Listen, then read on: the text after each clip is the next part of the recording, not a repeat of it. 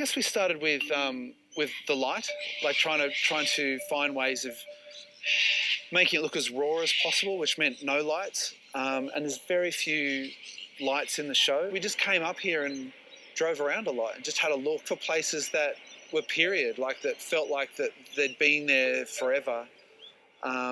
And this was one of those places that felt quite timeless. We decided that we were reimagining the story, and we thought it was better and kind of a more appropriate choice to shoot it in a contemporary way and approach it in a more contemporary fashion and let the kind of design elements and the wardrobe elements tell that story of the period. The overall look and palette came from conversations with Glendon and John, the DOP, and they were based on photographers' books about surf photography, photography taken around that time, and contemporary photography that evoked the period. Magazines of the time are a great source. They really tell us what furniture was around, what products were being bought and used, what interiors look like.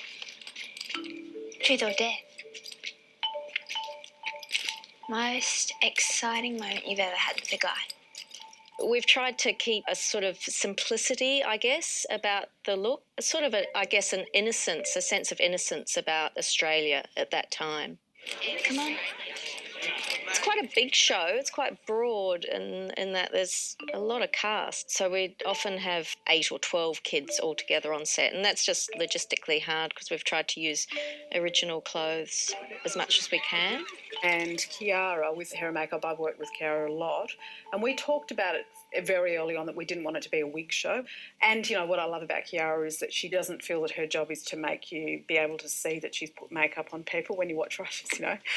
The Hennessy house where Gary, Yvonne and Ferris live, it's a blonde brick 70s house, and it feels quite cold and austere. And we chose it for that reason, because it reflected that this family had a lot less soul than the other characters' houses that we went to, and we wanted that to come through in the architecture, which it does. The Vickers house is one of my favourite locations just because of where it's located, and it has great windows on both east and west sides. So it gave me a chance to just use natural light, either bouncing it through the windows, and by just simply putting curtains or a certain kind of curtain in, we could kind of turn those windows into light sources, and we suddenly didn't have to bring lighting and hardware into the house itself, and it meant that we could kind of give the space over to the actors. Debbie's house, it's very patterned, so I've kept the family quite low busyness so that there isn't a lot of pattern happening in the pattern environment. What's going on? Well, we're playing Strip Jack Naked. Oh, of course. You know I don't like you walking home this late. It's very, very dangerous. Well, not as dangerous as walking in here.